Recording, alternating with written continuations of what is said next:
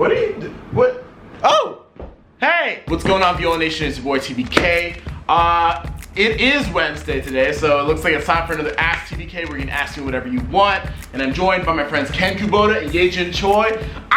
Today's question comes from Tyler Chen. By the way, Tyler, I appreciate all of your support. You're like on Instagram, you're on YouTube, you're always commenting, you're always engaged. I really appreciate your presence.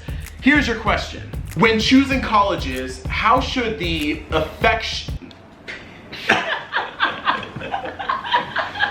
English. Round two.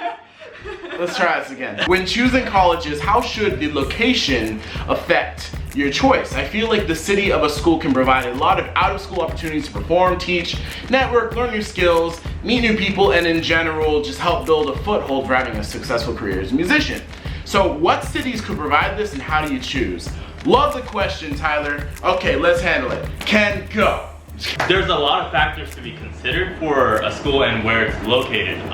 One of the things that, for instance, like in New York City, if you were to come to New York City for a school, there's a lot of pros and cons. Pros being there's always so many things going on. There's a lot of stimulations, a lot of opportunities. On the flip side, there is a lot of also competition. Makes it a little bit difficult. And for me, definitely during school, it was very distracting. It's a very distracting city. It's hard to stay focused. You know, for someone like me who doesn't have a lot of self-discipline, you know, in terms of just being able to like keep myself in check, you know, work hard every day. Yeah. You know, it's a challenging place to be. On the flip side, if you go maybe somewhere that's a little bit quieter and a little bit more secluded, you're able to, I think, really focus on your art and your whatever you are studying much more effectively, I think, because, you know, there's not much else to do but what you're there to do. A lot of practicing. Yeah. We need to be clocking in time card after time card, hours of just practice. Yeah. Which gotta put in the work. You know, work. No, it's totally fine. It's so true. We have to practice so much. But the problem being in a city that's distracting is you get distracted. You know, you take a quick practice break, leave your practice room, go out into the city, you know, come back for like hours, and it's nighttime and you're tired and exhausted. And you're like, oh, I'll practice tomorrow. You know, exactly. And so, Yejin, what is your perspective on that? Like the location, in choosing a school. Like what do you value? Well, I feel like location for me is very important because I'm heavily influenced by where I am. Mm-hmm.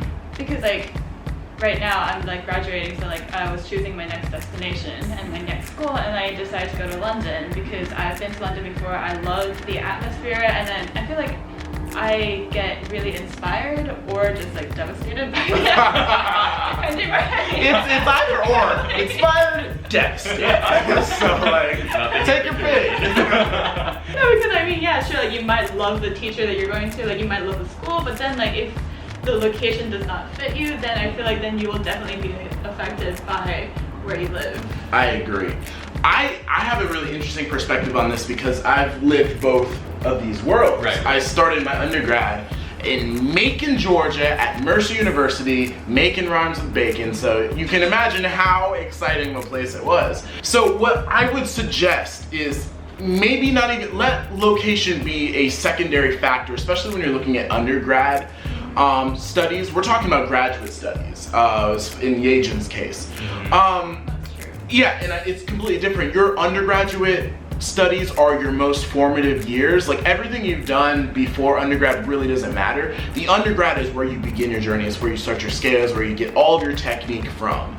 So I think what is most important is the teacher you're studying with, and then comes the location. Because honestly, if you have a small studio with 3 or 4 people and a great teacher, you're gonna get so much attention, and it's even augmented when you're in a place where there aren't these distractions, where there aren't parties every single night and there are people who are practicing.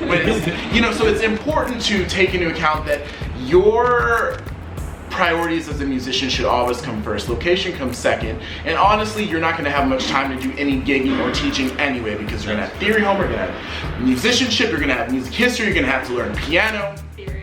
Your training. You're gonna just everything is gonna inundate you. Plus, then you're gonna try to have a social life. So, just calm it down. Location is not as important when it comes to your undergrad. Now, when it comes to graduate school, then you can take location in terms of you have less time to adjust. Yeah. Exactly. You have less time to adjust. And your networks. Definitely. I think networking, you know, it depends where you want to see yourself in like 5 years, 10 years. And for instance, you know, if you want to see yourself in the film industry, you know, you want to be playing in the orchestra that plays the soundtrack of the next big hit film. Yep. You know, and if that's the case, then you need to take the location into consideration. You know, you go to LA where these things are really happening. So if you go to a school in LA for grad school and you make connections there, the higher the chances that you will be in that field. Exactly. And, you know, just gotta be in close proximity to where. Why are you going to London, Jin? Like from New York City to from New York City to London. Like, what was that? As a grad student, a prospective grad student, you're going to London. Like, what was that draw specifically for you? I mean, I always had a draw to London because I just love London as a place, and then but I never got to live there. So again, this was my opportunity to go and live there. But then at the same time, I think because London and New York, there's something very similar yet so very different. So then instead of like moving to a completely different place, with you know, maybe like I could have gone to, you know, like LA or something, which is very different from like this vibe. I love LA. I mean, I love LA too, but it's just like, but then like something about like the metropolitan city itself. So then there's like that connection, but then at the same time it offers something completely different and something new and different culture as well, which I love exploring. So it's like New York, but with a different flavor. Yes. Awesome. So Tyler, I hope this really helps you. Thank you so much for your question. And if you have a question, feel free to tweet at me, shoot me a DM on Instagram, comment below, shoot me a message on Facebook, wherever it is, I'll get to you. AskTVK is supposed to help you and make your life a little bit better. Now, if this really helped you and helped you make a decision in your school, hit that like button. And if you want to get some more advice, here's another video to help expand your brain. A career is a lifelong stream of jobs and projects that one accumulates over their lifetime. And there's no way that you can just land a career. A career is something that you create for yourself. Even though I know you asked for landing what I thought you meant was a job, I want to talk about career for a moment. Having a career and developing a career is solely up to you. No one owes you a career. That's something you're gonna have to earn for yourself. And the way that I found that a lot of successful people create their careers is they follow their passions.